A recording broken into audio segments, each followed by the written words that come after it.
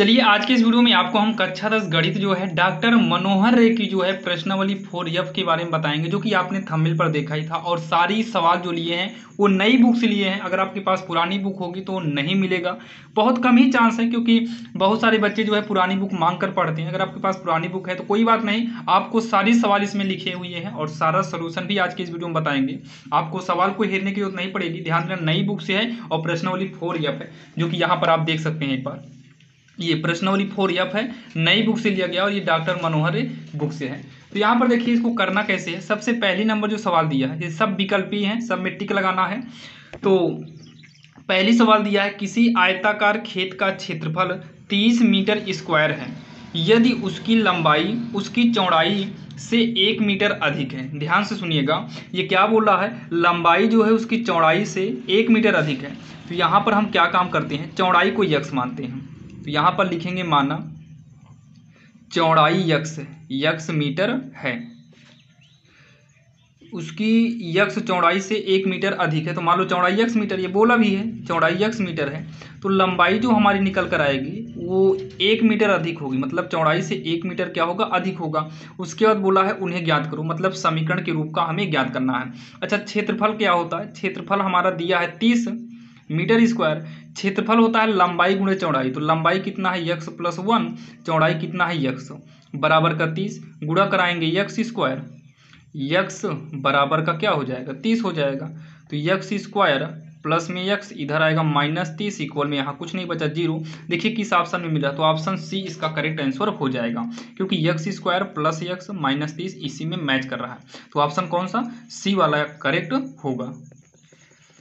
अब यहाँ पर देखिए सवाल नंबर दूसरी आपके सामने लिया गया है, द्विघात समीकरण 2x square minus root 5x plus 1 बराबर 0 में है।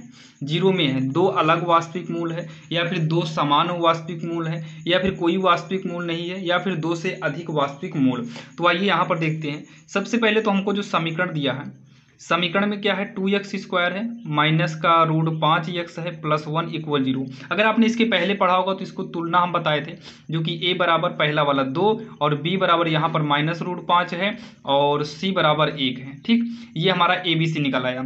मूल निकालने के लिए सबसे पहले हम विविधकर के हिसाब से निकालते हैं। विविधकर का जो फार्मूला होता है उसके हिसाब से करेंगे।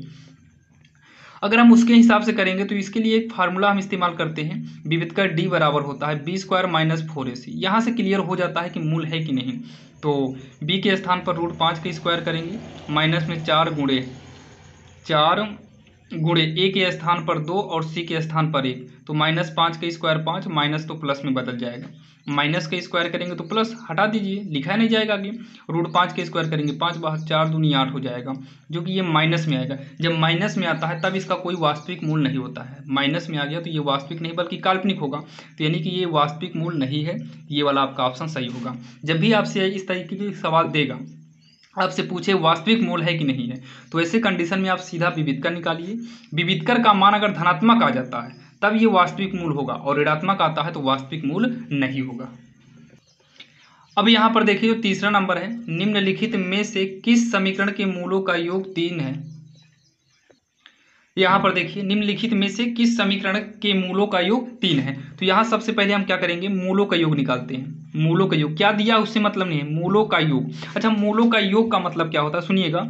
ये होता है मूलों का योग यक्स का गुणांक बटे में क्या होता है, यक्स स्क्वायर का गुणांक, जो कि ये चैप्टर 2 में भी आपको मिला था। तो माइनस पहले में देखो यक्स के गुणा में कितना है, तो यक्स के गुणा में -3 है, माइनस यहाँ पर है भी और वहाँ पर भी -3 है, तो ब्रैकेट करते हैं। यक्स स्क्वायर का गुणांक 2 है, इसको सॉल्व करेंगे तो प्लस में 3/2 आएगा, जबकि योग क्या होना चाहिए, केवल 3। आइए दूसरे में आते हैं। यक्स का गुणांक कितना है इसमें, पहला नंबर तो आगे माइनस है, यक्स का गुणांक 3 है अपान यक्स स्क्वायर के गुणा में कितना है, माइनस है, तो माइनस से माइनस काट दो 3, यानी कि जो है विकल्प दूसरा इसका सही हो जाएगा। जब दूसरा सही हो गया तो हमें तीसरा और चौथे को देखने की जरूरत नहीं है। माइनस लिखे थे, यक्स का गुणांक यहाँ पर 3 था और यक्स स्क्वायर का माइनस में था, तो माइनस माइनस कट गया, 3 आया, जो कि विकल्प दूसरा इसका करेक्ट हो गया है। अब यहाँ पर देखते हैं तीसरा नंबर। अब यहाँ पर देखिए इसमें क्या बोला है, निम्नलिखित में से किस समीकरण के दो अलग अलग मूल हैं। पहला नंबर तो ये रूट है, इसमें अलग अलग होना संभव नहीं है। इसमें भी रूट है, संभव नहीं है। इसमें और इसमें संभव है। पहले देखिए हो सकता है इसमें, ऐसा नहीं कि इसमें नहीं होगा, हो सकता है कि इसके मूल अलग अलग हों, लेकिन रूढ़ है इसलिए अभी इसको छोड़िए। पहले इन दोनों को चेक कर लेते हैं, अगर इसमें से किसी का भी मूल आ गया तो इसको करने की जरूरत हमें नहीं पड़ेगी। तो पहले हम बी वाला करते हैं, यक्स स्क्वायर प्लस में यक्स माइनस का 5 इक्वल 0। इसका अगर गुणनखंड आप करेंगे तो यक्स स्क्वायर 3 2 5, मतलब वो यहाँ प्लस है, इसका खंड करेंगे 3x माइनस 2x बनेगा, 3 माइनस 2x माइनस 5 इक्वल 0। तो यक्स स्क्वायर प्लस में 3x माइनस का 2x माइनस 5 होगा इक्वल में 0। यक्स कामन लेंगे तो हो जाएगा यक्स माइनस का 3 प्लस में माइनस का यहाँ पर 2 कामन लेंगे, कामन होगा ही नहीं क्या, ये खंड ही नहीं बन रहा है भाई, घटाने पर 3 2 5। अच्छा ये 5 का लासा निकालेंगे तो 5 खुद से कटेगा, तो 5 का नाम 5, यानी कि ये बनेगा 5 का एक खंड ही नहीं बन रहा है, यानी कि बी वाले में भी खंड बनेगा, यानी कि त्रिपदी आपका नहीं बनेगा, इसको छोड़िए। अच्छा इसमें चेक करो खंड बनेगा, 5 का नाम 5 जोड़ने पर 3 है, ये भी खंड नहीं बनेगा। तो आइए श्रीधराचार्य से करेंगे, ये थोड़ा गलत हो गया है, श्रीधराचार्य से करते हैं। जब हम श्रीधराचार्य से करेंगे तो यक्स बराबर minus B plus minus root में बी स्क्वायर माइनस का 4ac होता है अपान में 2a। तो यक्स बराबर माइनस, देखिए ए के स्थान पे कितना, ए से हटाते हैं थोड़ा इसको, ए बराबर कितना होगा, यहाँ से 1 निकलेगा, बी बराबर कितना होगा प्लस में 1, और सी बराबर कितना होगा माइनस का 1 होगा। तो बी के स्थान पर 1 करेंगे प्लस माइनस बी स्क्वायर, मतलब 1 का स्क्वायर 1 ही होगा, माइनस 4 गुणे ए के स्थान पर 1 है, सी के स्थान पे माइनस का 5 है, पूरे के बटे में 2 इंटू ए के स्थान पर 1 है, तो ये माइनस 1 होगा प्लस माइनस रूट में 1 माइनस माइनस प्लस 4 पंचे 20, ये हो जाएगा नीचे 2। तो ये -1 प्लस माइनस रूट के अंदर 21/2। अब यहाँ पर जब इसका सॉल्व करेंगे तो एक प्लस और माइनस यानी कि 2 मूल इसके निकल कर आ रहे हैं, इसका मतलब है कि आपका यही पहला वाला ही सही हो जाएगा। अब दूसरा करने की जरूरत नहीं है, मतलब बी वाला ऑप्शन करेक्ट होगा।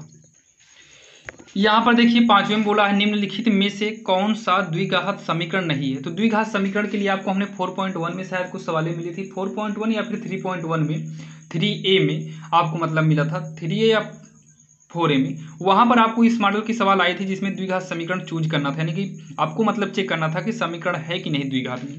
तो देखिए इसको हम जोड़ेंगे तो 2x स्क्वायर होगा, इसमें भी x स्क्वायर है, इसका मतलब ये द्विघात समीकरण है। यहाँ पर देखिए इसको जब हम a माइनस बी का होल स्क्वायर पे करेंगे तो यहाँ पर भी a स्क्वायर मतलब x स्क्वायर आएगा, तो ये भी आपका द्विघात होगा।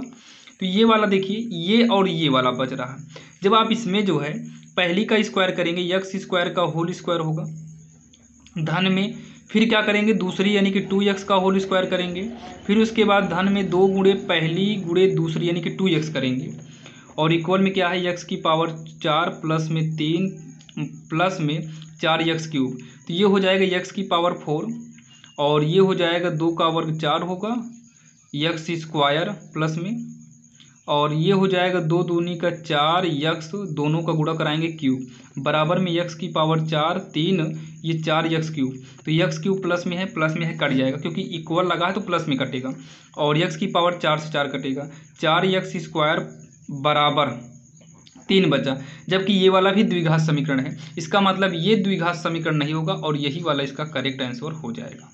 ये द्विघात समीकरण नहीं होगा, ये आपका करेक्ट आंसर होगा। आइए एक बार सॉल्व करके भी दिखा देते हैं।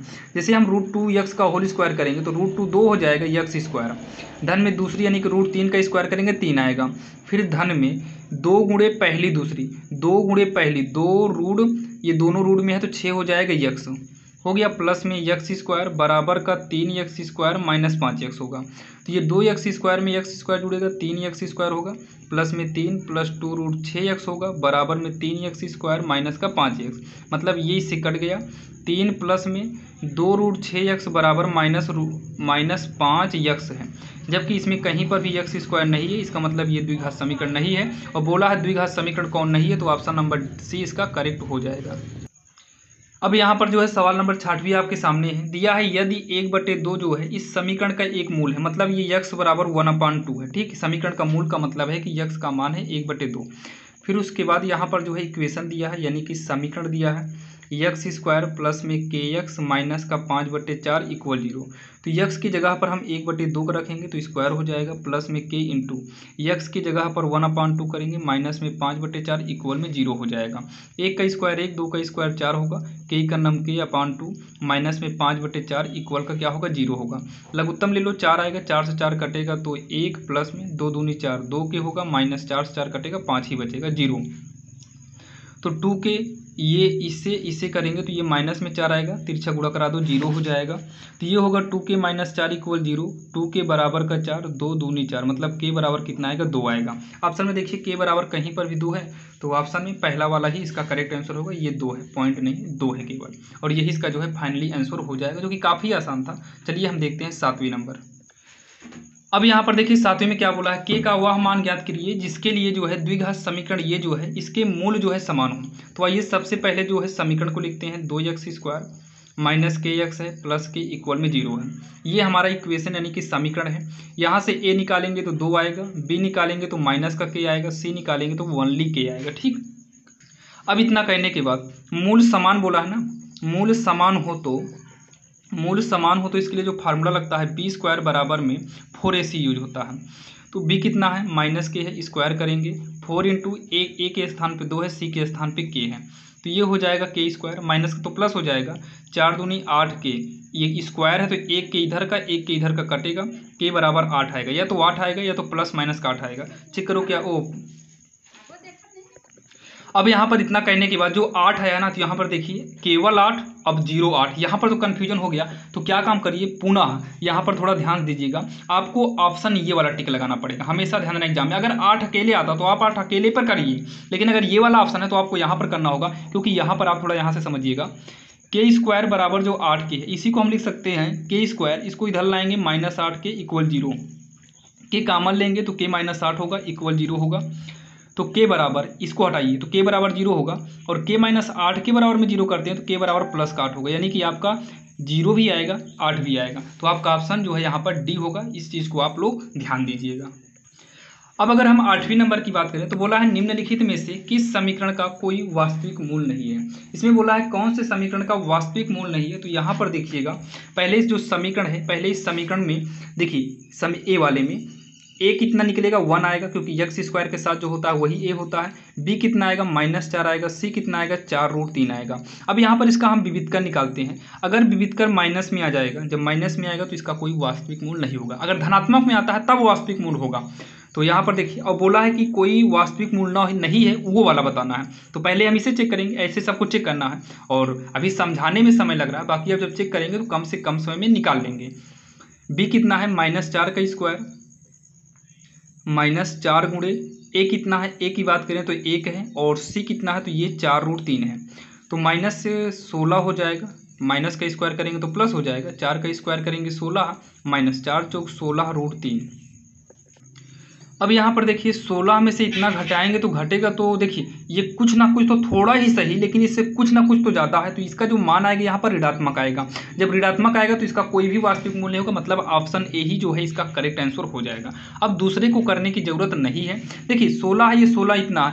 अब यहाँ पर जो है मान लो 16 करते हैं, ये 16 है, -16 गुणे 1.732 होता है। अब आप इसका गुणा कराएंगे, कुछ ना कुछ तो 16 से ज़्यादा होगा। जब थोड़ा भी 16 से ज़्यादा ही हो गया तो घटाने पर ऋणात्मक आएगा। जब ऋणात्मक आएगा तो इसका कोई भी वास्तविक मान नहीं होगा। कोई जब विविधकर का फार्मूला यूज करेंगे, x बराबर -b प्लस माइनस रूट में b² -4ac/2a करेंगे, जब रूट के अंदर कोई भी संख्या ऋणात्मक रह जाएगी तो वो ऑलरेडी बाहर निकलेगी नहीं, या फिर सीधा समझिए ऋणात्मक वाला मान जो है हमेशा वास्तविक नहीं होता है।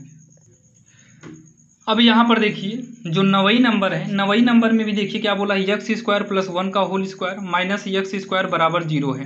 बोला है 4 वास्तविक मूल हैं, 2 वास्तविक मूल हैं, कोई वास्तविक मूल नहीं, 1 वास्तविक मूल है। आइए सॉल्व करते हैं।